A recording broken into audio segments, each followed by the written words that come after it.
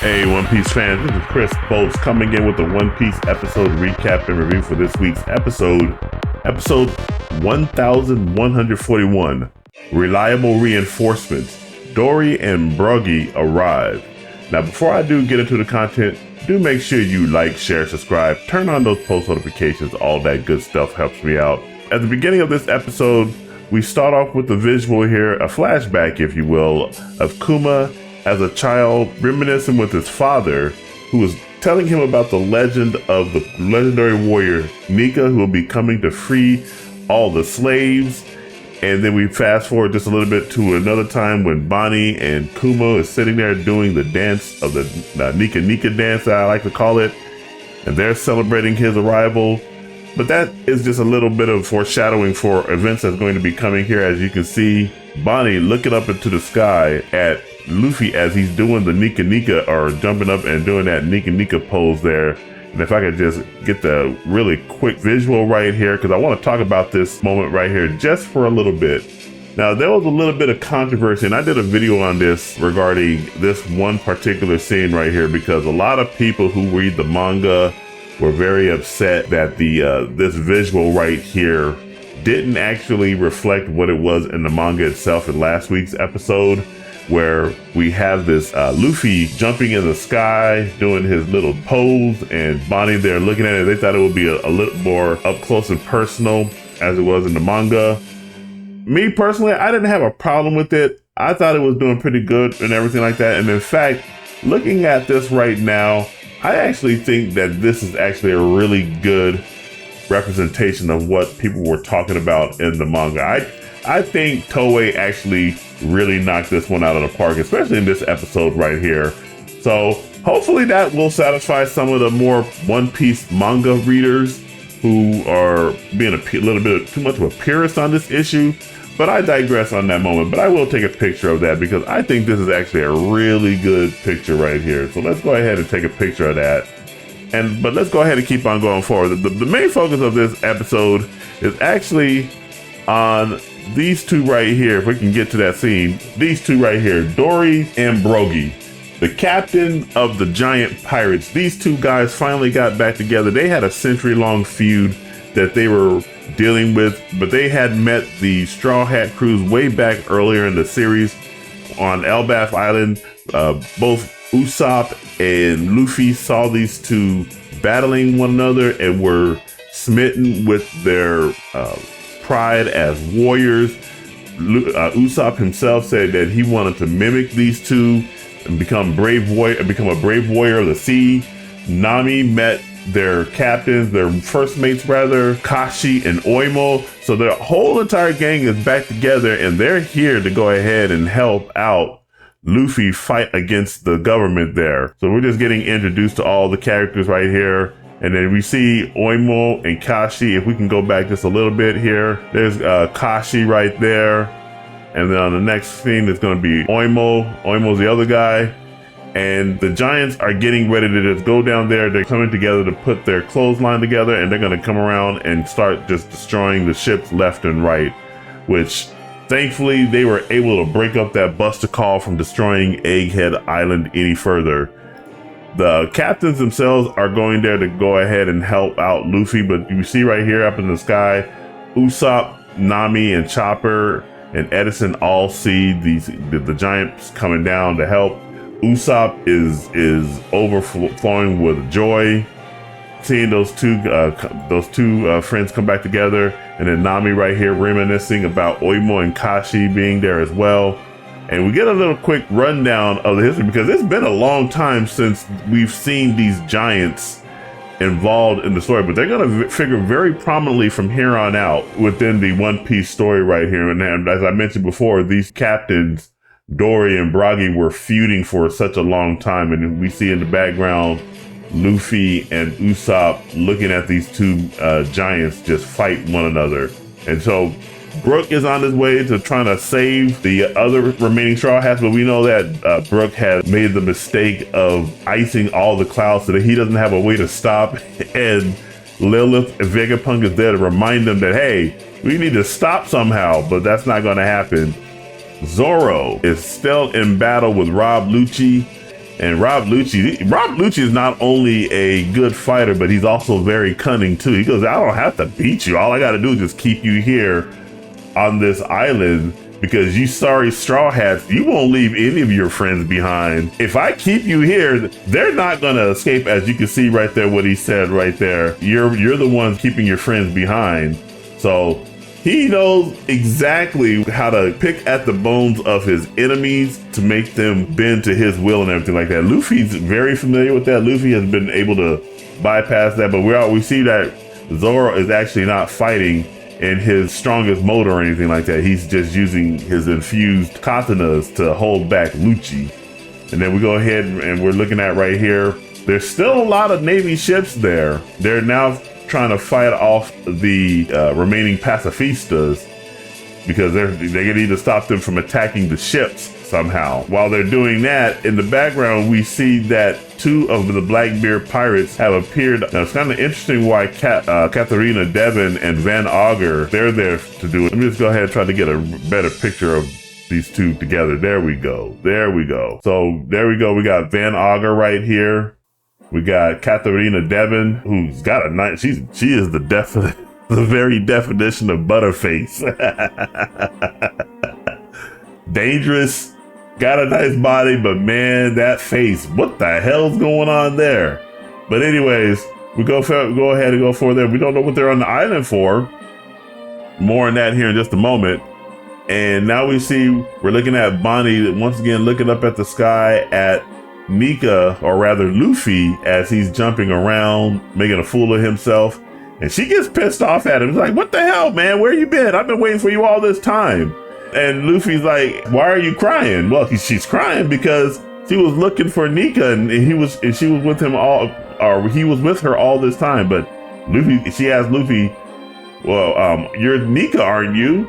He goes, well, wait, who's Nika? Of course, obviously, Nika is a separate person from Luffy, but he's got the same power. This lends the credence to the, we've already seen how devil fruit powers can be recycled from one person to another. Once a person passes away, that devil fruit comes right back and it can be transferred to another person. Luffy is, of course, a separate person from Sun God Nika. She doesn't know that. She sees Luffy as Sun God Nika, just like everybody else does, especially the world government and Saturn. We see that all the characters are right here.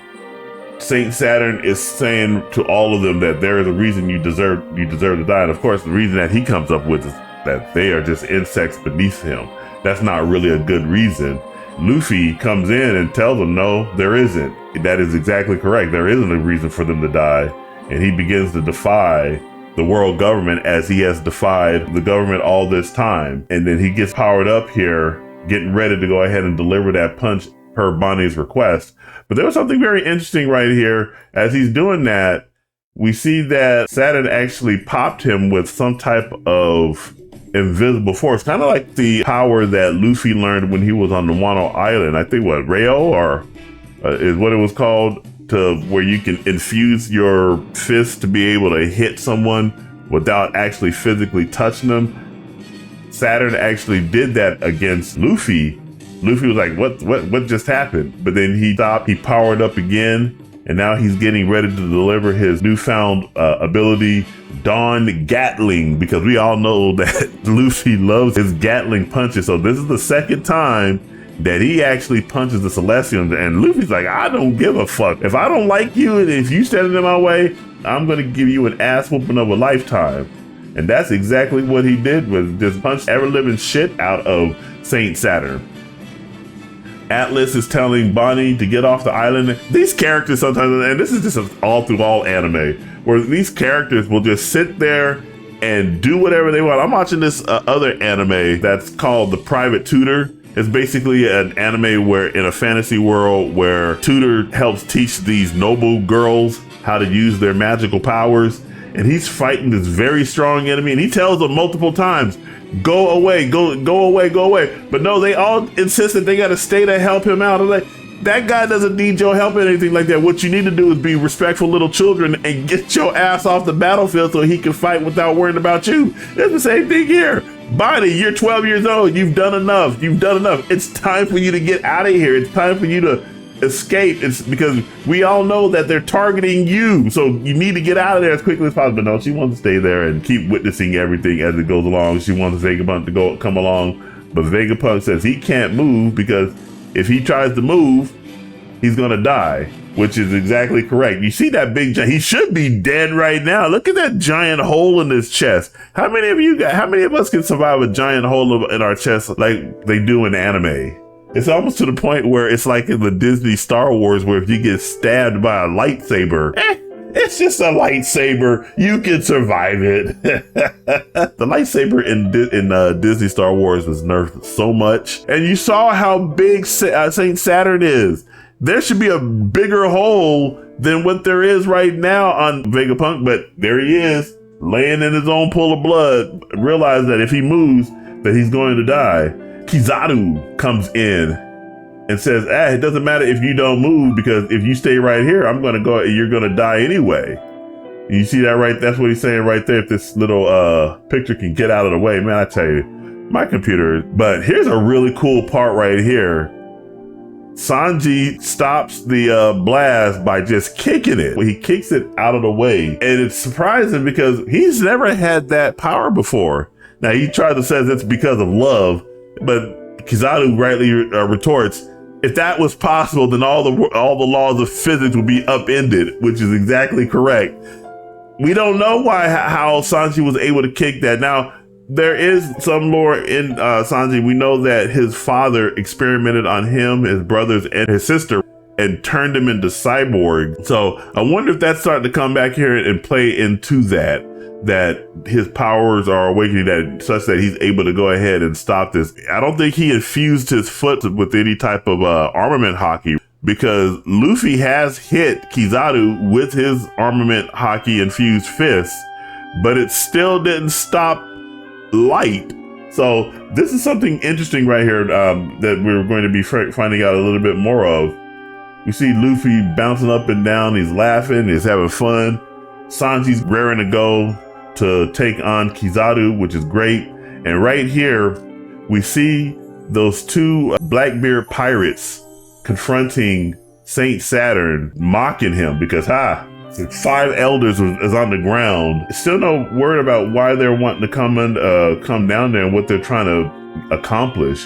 But Katharina Devon, she walks up to Saint Saturn and just barely touches him, right? And you see right here, maybe it's just to see if the fact that he's a real. I don't know if there's anything else that could be interpreted from that.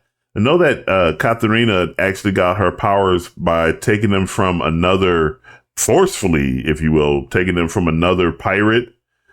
And that's how a lot of the Blackbeard pirates got their powers, is they just forcefully took them.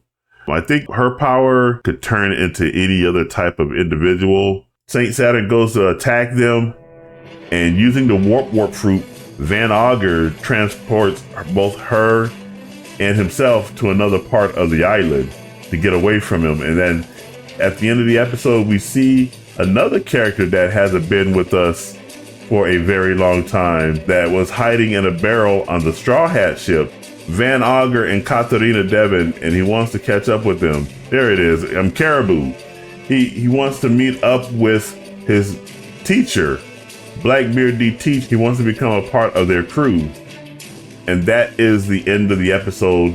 There is no preview for the next week's episode, because what's going to happen now is that there's been so many different characters reintroduced that we're going to get our next recap episode, taking us all the way back to the early days of One Piece to get a recap of the giants, Brogy and Dory, and Oimo and Kashi.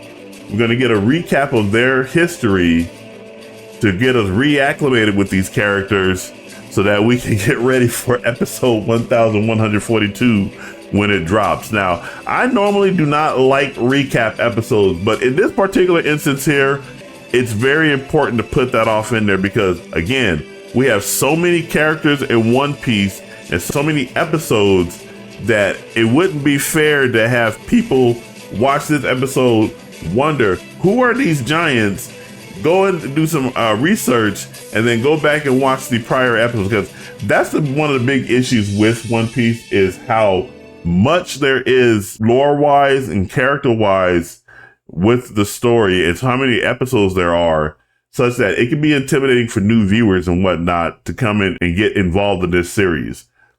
Overall, this was a pretty good episode. I like the fact that there was a little bit of foreshadowing at the beginning. We got an introduction to the giant pirates again. Their play in this entire series going forward is going to be very integral. We see that Bonnie gets to see Luffy in his Gear 5 form. She thinks he's Nika, but he's really not.